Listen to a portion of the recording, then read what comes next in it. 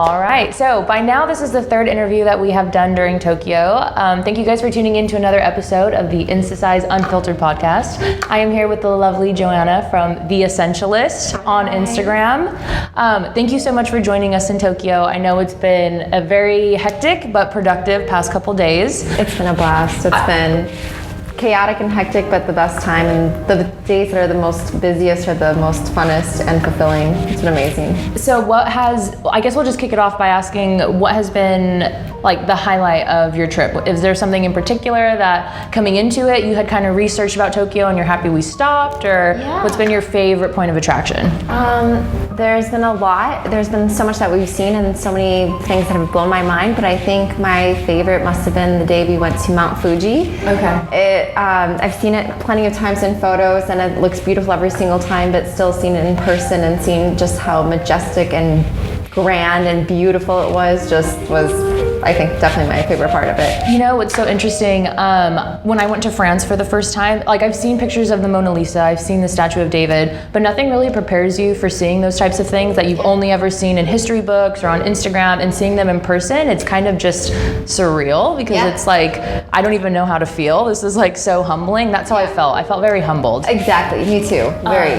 And we were very, very lucky too, because the mountain came out. It was a little bit of a cloudy day, but it was a way cloudy day. It was cloudy, yeah. I was concerned when we had gotten to the top. Well, so when you go to Mount Fuji, unless you're climbing it, there's a certain point that tourists can get to, and that's it. And we had gotten to that point and nothing but fog. And I thought, oh my gosh, this is going to ruin all the pics. Right, I thought it was just gonna be something we got to check off the list. Like we went and we kind of saw it, but we didn't get the full experience, and we got so lucky because by the time we went to the viewpoint, it cleared up perfectly for us and it was beautiful. The girls had to climb 400 steps in order to get to the observation point, and Layla was wearing heels, so she is for sure the MVP of the day, but all you guys were troopers. If you guys can hear the piano music, it is in the background. It's going to be consistent throughout this entire interview. I meant to bring it up in the beginning, totally blanked, but it's a special mood just for you. Just for you.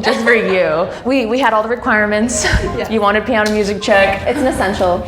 It's an essential. Oh, speaking of essentials, okay, good segue. So as the Essentialist, I know in discussion we had talked about kind of like why you had coined the phrase for your handle. You wanted to start a blog, correct? Yes. Where you were talking about all the essential things, things that you thought were essential when it came to fashion, traveling, what have you. So what are your top essentials for long flights? Because coming out to here, I know, was a very long flight. Yes, it was about 15 hours, so it's pretty long.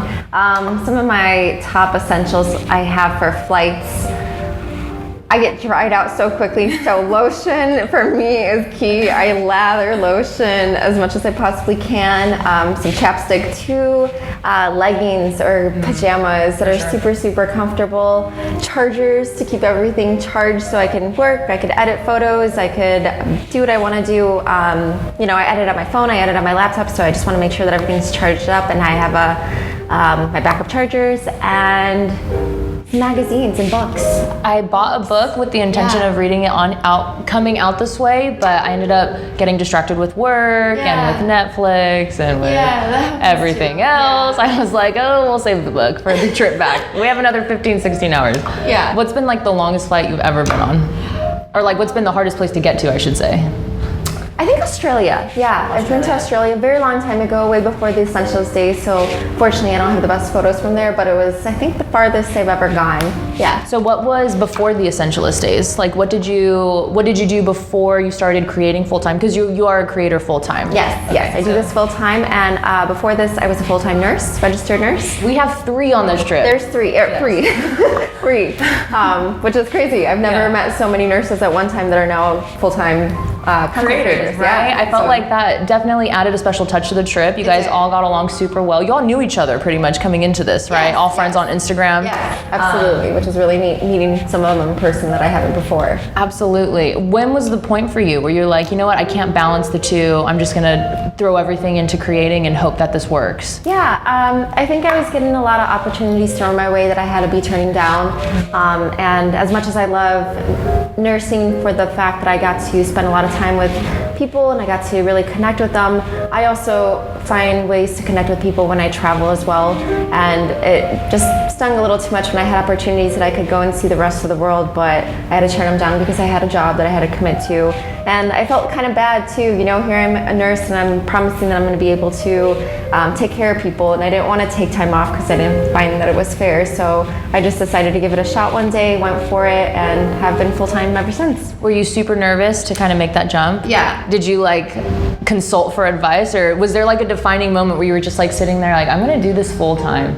I think my boyfriend, Ben, he's been really great. He pushed me, he said, just do it. If it doesn't work, you always have a backup. You know, you're smart, you can figure it out. We'll do it. And supportive boyfriend, you have to support your women's goals. Yes, you have to. Just a strong support system. So. How long have you and Ben been together? 7 years. 7 years. So you guys have done, I mean, you travel very often. Like how much would you say you travel during the year? I think it keeps growing every single year now, but about maybe a couple months out of the year, I would say. Yeah. So, I mean, you guys aren't long distance, or? We started off long distance for 5 years, and now we finally live together. Such a trooper. Yeah, I loved it actually. Do you have any advice for people who are like currently in long distance relationships, or like how did you manage that 5 years of being apart from one another? Yeah, I do. It's really being creative. So trying to find little cute ways to stay in touch and try to feel like you're not however many miles away from each other. So we would Skype, we would do FaceTime dates, we would literally watch movies on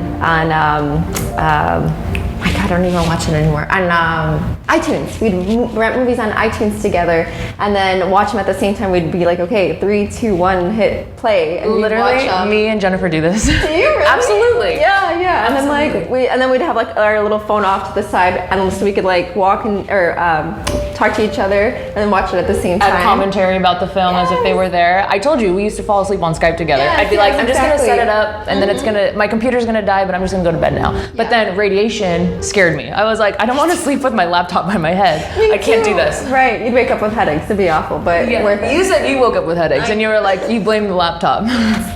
That's true, but always just trying to stay, close and trying to find creative ways to update each other and feel really close.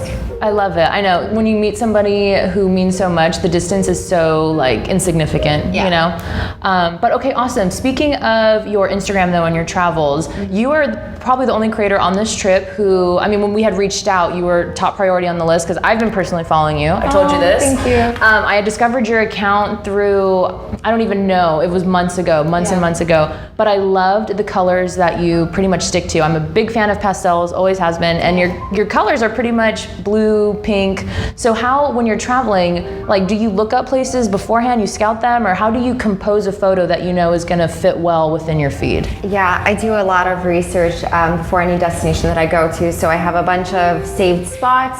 I even look up photos on Google, Pinterest, even Instagram, just to get ideas of different angles, because a lot of times I don't have as much time as I would love to try to scout every single angle of every location. So I look up things as much as I possibly can, try to find the destination, try to find different poses in my head of things, and outfits too, of what would look good with every destination. So there's a lot of research that goes into it. There's a lot of research, there's a lot of mental processing that goes with it. A lot of planning. Who shoots your photos? Do you travel the photographer? Is it Ben? Is it you on a tripod? How do you do it? A combination. So Ben and I try to travel with each other, and he is my photographer when we do. I do use a tripod when I'm by myself, and then sometimes I meet up with other bloggers or photographers and we do them together. Amazing. Yeah. Is there anybody that you have yet to meet, whether it be an influencer or a celebrity, like someone you would just love to meet, have dinner with, get to know? Yeah, huge fan of Vogue Couture. Right now she goes by Liane Han. I think her page is beautiful. I think she was my biggest inspiration when I first started out, so I'd love to pick her head and hear her journey. That's amazing. Yeah. Have you ever encountered anyone on your travels that have been like, oh my goodness, you're the essentialist? Like, No, Well, oh my goodness, you're the Essentialist. It's so nice to meet you in person. Yeah, I get a little envious sometimes. I see people, posting videos in their stories talking about how people scouted them and went up to them, and it's never happened to me. So maybe one day. Maybe one day. If you guys ever see this lovely woman in person, come say hi. Please, She's so sweet. I would love it. The sweetest. Thank you. Okay, so I guess in closing, so I don't tie you up for too much longer, what is like a message that you want to convey through the content that you post? When people come and visit your page for the first time, what is something you'd like for them to take away? That even though the world is such a big place, once you start seeing it, once you get out there, it feels so much smaller, and there's so many beautiful people and so many different angles of the world and so many untouched areas that it's just, once you start doing it, it gets a little intoxicating, and I just can't get enough of it. So I would really encourage people to try and see as much of it as possible. You're so inspiring. I'm so touched. What's next on your list? What's after this? I am going to go to Canada, and then the Dominican Republic, and then Europe for the summer. Amazing. The entire summer. Yes. Living the dream. Yes. Living the dream. Well, Joanna, thank you so much for sitting down and chatting with us. Thank you so much. Make sure you guys check her out at _Essentialist. We'll have everything tagged, and thank you guys for tuning in. Thank you for joining us. Thank you so much for having me. Of course, of course. Thank you. See you guys next time. Bye.